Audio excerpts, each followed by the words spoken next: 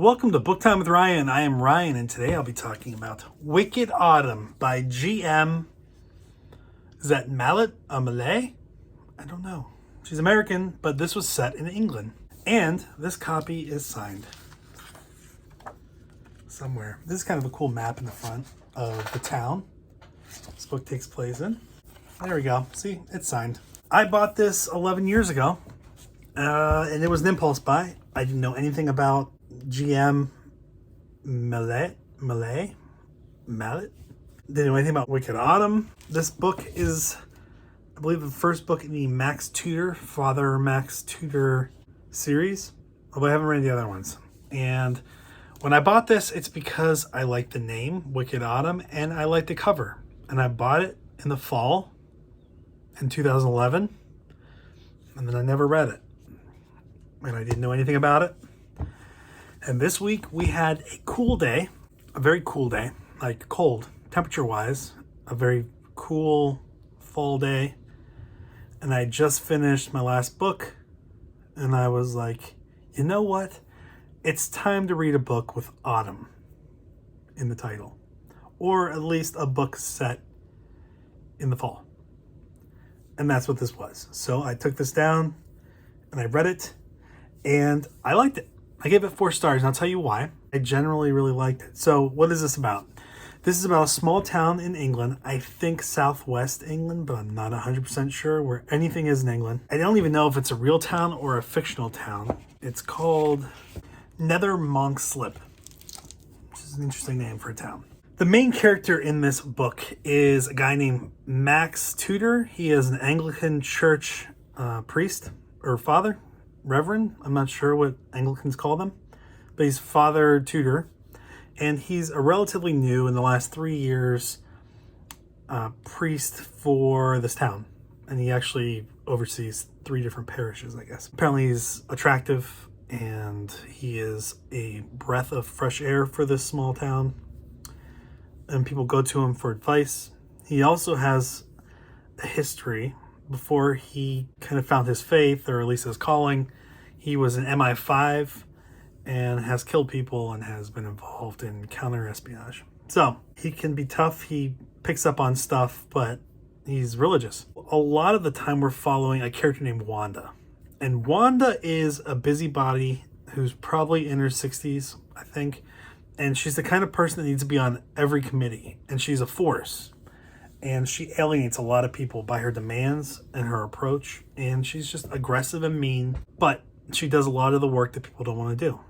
And this is a small town, so everyone knows everyone. And Wanda is just a force of nature. The first part of this book, they're planning for the big fair, Fayre, which threw me off every time. Preparing for the big fair festival, kind of fall, autumn fair, something fair. We get ready for a fair, and everyone's prepared, and they're in this area next to these old ruins for an abbey, and there's different booths. People are selling different things, and Wanda disappears.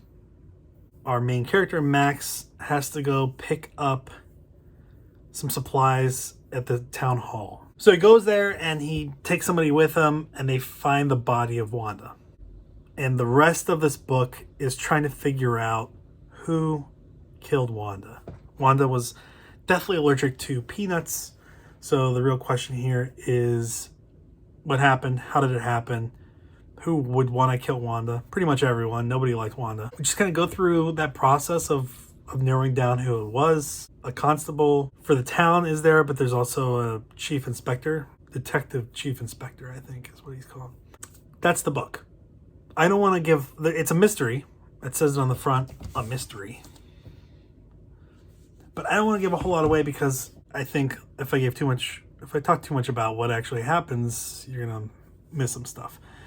I found while reading this that there were a number of characters that I thought could have been the killer.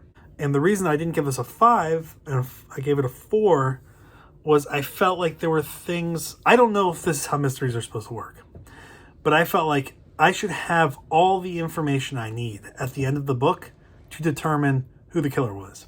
And I felt like in this book there were some things that we learned at the end about who the killer was that we wouldn't have been able to infer with the information we had. And there's certainly a lot of information that pointed to a lot of different characters throughout, but when we find out who it is, it's just, there wasn't a whole lot there to go off of. I would not have been able to come to the conclusion of how this book ended. And that was my only complaint, was that if it's a mystery, are we supposed to be able to discover the mystery too? I don't know. I don't read enough mysteries to kind of get to that.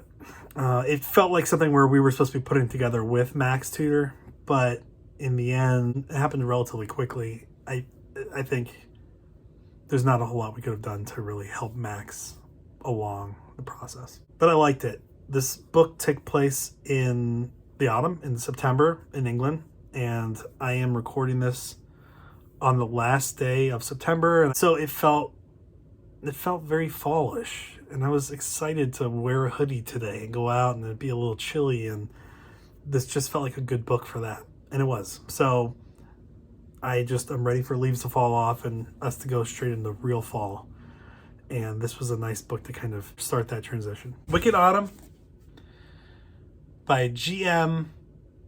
If you've read her, please tell me how to say the last name. Is it Mallet or Mallet? Malliet?